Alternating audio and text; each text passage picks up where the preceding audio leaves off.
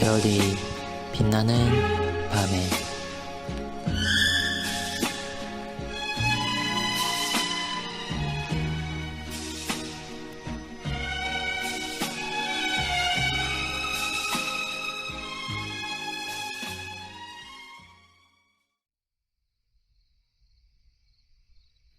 (46문에서 48문까지는) 53일차를 참고해 주시기 바랍니다.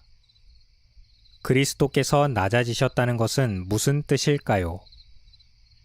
이 교리가 성경에서 나왔다는 근거는 오늘 본문 빌립보서의 말씀에 있습니다.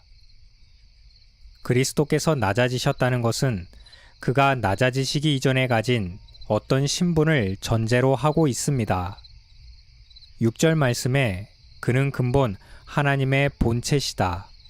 그리고 7절에서 이와 비교하여 오히려 자기를 비워 종의 형체를 가지사, 여기에 두 비교되는 말은 하나님의 본체와 종의 형체입니다. 한글 성경은 본체와 형체로 다르게 번역했지만 원문에는 모르페라는 같은 단어입니다. 형상, 모양 등을 뜻하는 말입니다. 이것은 하나님이신 그리스도께서 사람으로 바뀌었다는 뜻이 아닙니다. 그리고 사람이 되셨지만 하나님으로서 성자의 신성이 상실된 것도 아니라는 것입니다.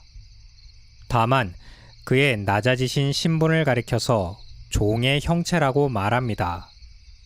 마지막 8절에는 죽기까지 복종하셨으니라는 말씀으로 그리스도께서 어떤 상태까지 낮아지셨는지를 말합니다. 이 본문 말씀을 근거로 그리스도의 낮아지심은 두 가지로 말해질 수 있습니다. 첫째는 7절을 근거로 자기를 비워라는 말에서 유래된 라틴어 케노시스, 즉 비움의 차원입니다. 하나님으로서 가지신 권능과 위엄을 포기하고 인성을 취하신 것입니다. 둘째는 타페이노시스, 비하, 즉 낮아지심입니다. 8절에 사람의 모양으로 나타나사 자기를 낮추시고 죽기까지 복종하셨으니 곧 십자가에 죽으심이라. 그리스도는 하나님의 권위와 영광을 비우셨을 뿐 아니라 율법의 요구에 복종하시고 죽음에 이르기까지 모욕과 고난을 감당하셨다는 것이 결국 그리스도의 낮아지심을 이루고 있는 중요한 두 축입니다. 정통교회는 그리스도의 낮아지심을 5가지로 분류했습니다. 성육신, 고난, 죽음, 장사지냄, 지옥에 내려가심으로 구분했습니다.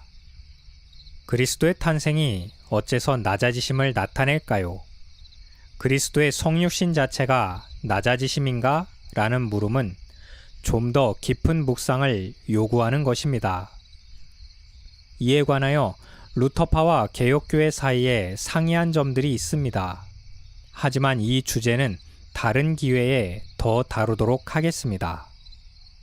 우리는 좀 더 쉬운 접근을 통해서 그리스도의 낮아지신 첫 단계를 살펴보고자 합니다. 바로 그리스도의 탄생입니다. 물론 마리아의 몸에 잉태되신 그리스도를 포함하는 것입니다.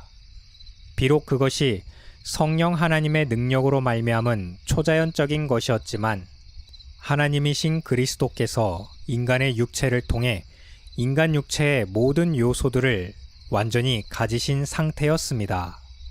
그럼에도 성령 하나님의 역사로 말미암아 타락한 인간이 본성적으로 가지게 된 죄의 오염으로부터 그리스도는 보호받으셨고 마리아조차도 그리스도를 잉태하는 기간 동안 모든 본성적 원죄의 오염이 그리스도에게 전가되지 않도록 보호받았다고 이해해야 합니다. 누가복음 1장 35절 천사가 두려워하는 마리아에게 대답하기를 성령이 내게 임하시고 지극히 높으신 이의 능력이 너를 덮으시리니.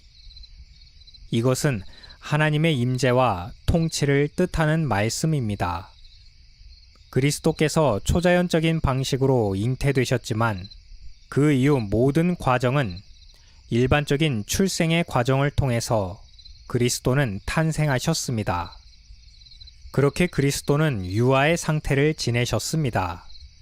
그러나 일부 미신적이고 열성주의자들은 마치 유아 상태의 그리스도가 다른 아이들과 달리 특별해야 할 것처럼 말합니다.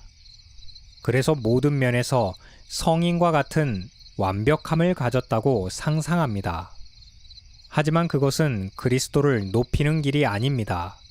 왜냐하면 그리스도께서는 낮아지기를 원하셨기 때문입니다. 성경은 유아기 시절의 그리스도가 구속사역과는 관계가 없었기 때문에 주목하지 않았습니다. 누가복음 2장 52절 예수는 지혜와 키가 자라가며 하나님과 사람에게 더욱 사랑스러워 가시더라는 유아 시절의 그리스도의 보통 사람의 자연적인 성장 과정을 말해주고 있을 뿐 그 외 특별한 점을 부각하지 않았습니다. 그 다음으로 더 보편적인 시각으로 바라볼 때 그리스도의 낮아지심이 있습니다. 그것은 그리스도의 탄생의 현장에서 더 비천한 상태를 보여주고 있습니다.